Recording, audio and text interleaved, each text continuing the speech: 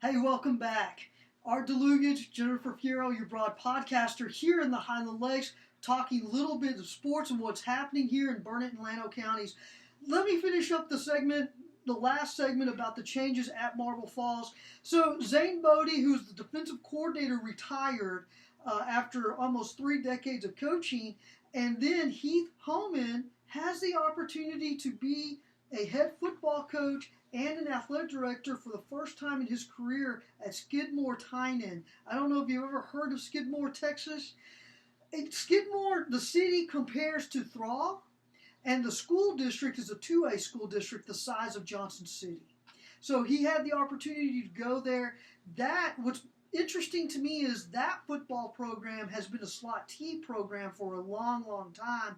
Somebody said more than a decade. So it'll be interesting to see what Coach Holman implements there.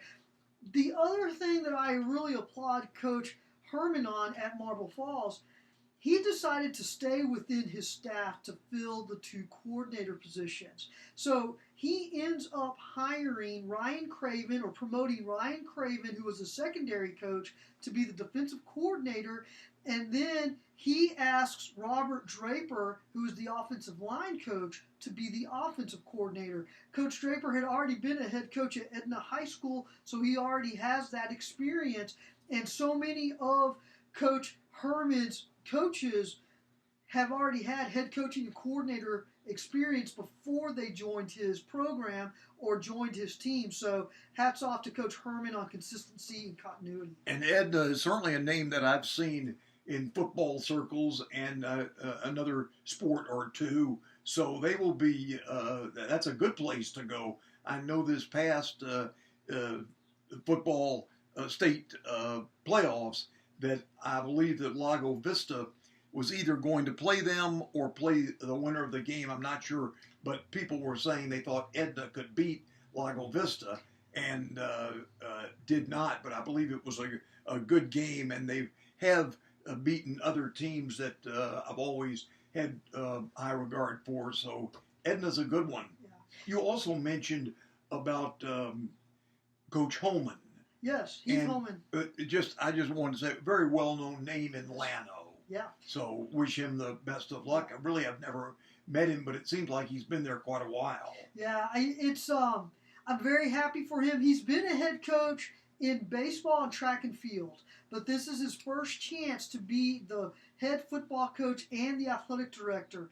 And we wish him all the best. And one of the things that also drew him to Skidmore is that small town feel that he grew up in, and he really, really likes that. So, like you said, we wish him all the best there. Looking forward to seeing what the Mustangs can do when they get back from spring break. One more segment, and then I'll let you go. I wanted to talk to you about your indoor facilities, and I'm gonna tell you why. You know, Burnett CISD is broken ground on their indoor and they're not calling it an indoor athletic facility. They're calling it an indoor multi-purpose facility. But Llano already has one. I think that Burnett is copying Llano here. Yeah, I think so. and Marble Falls does not. I am curious about the impact that kind of facility has on a school district, an athletic program, and a community. Llano has one. Can you talk about that? Well, just mainly that when the weather's bad, raining, or whether it's too muddy or ridiculously cold, it's a good place to go in and practice. Llano has one with a synthetic turf. I don't think I'd like to be thrown on that turf too often. It's not exactly as yielding as the one at the football stadium, but still a beautiful place. And you could do batting practice in there. You could practice soccer if Llano had a team. You could, and it's just a real. It's just a good place to have as a backup. And Llano and Coach Matt Green have taken advantage of that. And so, if you can afford it, or if somebody will come up with the money for you, then I think that's great. And it's great for Burnett. Yeah, Burnett actually ended up passing a bond to pay for theirs. But what the concern for me is, and I'm speaking as a Marble Falls graduate here, this is what I'll be looking at. What impact will it have in enrollment? And for Llano, I don't know that Llano High School has seen an impact one way or the other. As far as enrollment is concerned, that are there athletes coming because they see that there's an indoor facility at Llano? To your knowledge, no. I don't believe that Llano gets too many transfers. Now, we've had some in the last 4 or 5 years, somewhat because we've hired coaches with sons or daughters who could play. But I don't believe really the facility has that much to do with it. I think what the kids would like to know if they're coming is like what any high school youngster wants to know. Am I going to get playing time? That's the main thing I would imagine on their minds. Yeah, that's fair.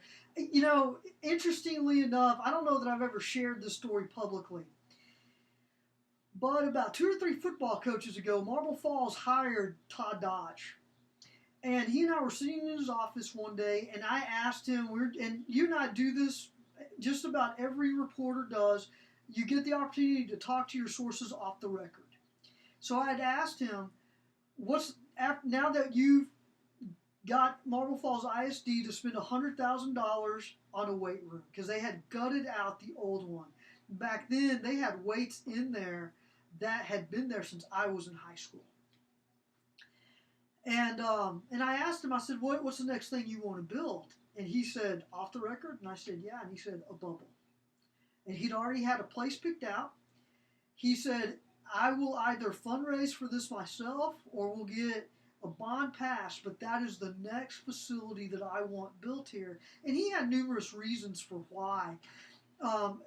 But just exactly what you said. Sometimes Mother Nature, believe it or not, is not a sports fan. And you need that indoor facility so that you can get some practices done and work on some things. I really think now that Coach Dodge, with his 7 state championship rings, 4 at South Lake Carroll and 3 at Westlake, possibly he could build that facility now for you, since he ran off after a couple of years. I would love to be able to ask him to do that. I don't know that MFISD is interested in building an indoor facility, but this fan would certainly entertain I'll put it to you this way. If Dr. Allen, Chris Allen, the superintendent, and Brian Herman, the athletics director, ever had a town hall meeting where that was on the agenda, I would definitely be there to cover it and to talk about that.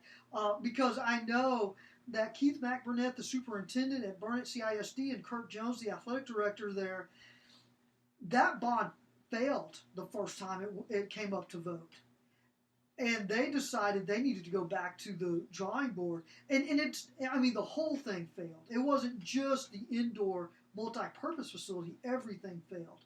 And with the coming growth from 29, they really felt like they needed to go out there and talk this thing up and really convince Burnett CISD voters that they needed to build more facilities there to offset the growth that's coming.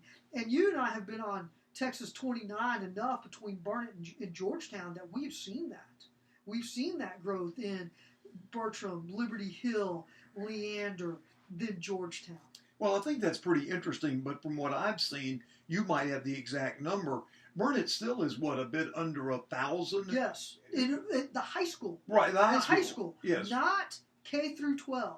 And that's what I'll be interested to see, because when I was in elementary school back in the 80s, and Marble Falls ISD voters chose to build the high school at its current location off of 1431, what everybody pointed to was, well, you don't have the enrollment in the high school.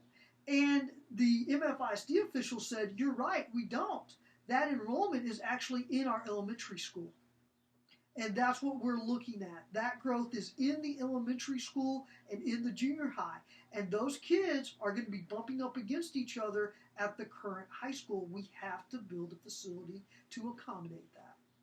Well, that's always interesting talk. I remember when I was told that Burnett, when it built its new high school, was doing so because of projected growth.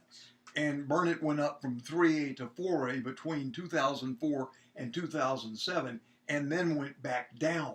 So I'm not sure what happened to the growth there, or if there was growth, as you say, in the lower grades, and that's what that certainly will fill the high school. That's where the high school obviously will get its growth from, and it'll just be a story worth following for sure. Yeah, for sure. Well, you made me feel better though. I always worry, or I always think that an indoor facility is another check mark in the reason why families go to a certain school district. And it doesn't sound like that's been that sort of an impact in Llano. I would say no, but there are other people who might disagree with me. That certainly wouldn't be anything new. Yeah, I hear you. Thank you.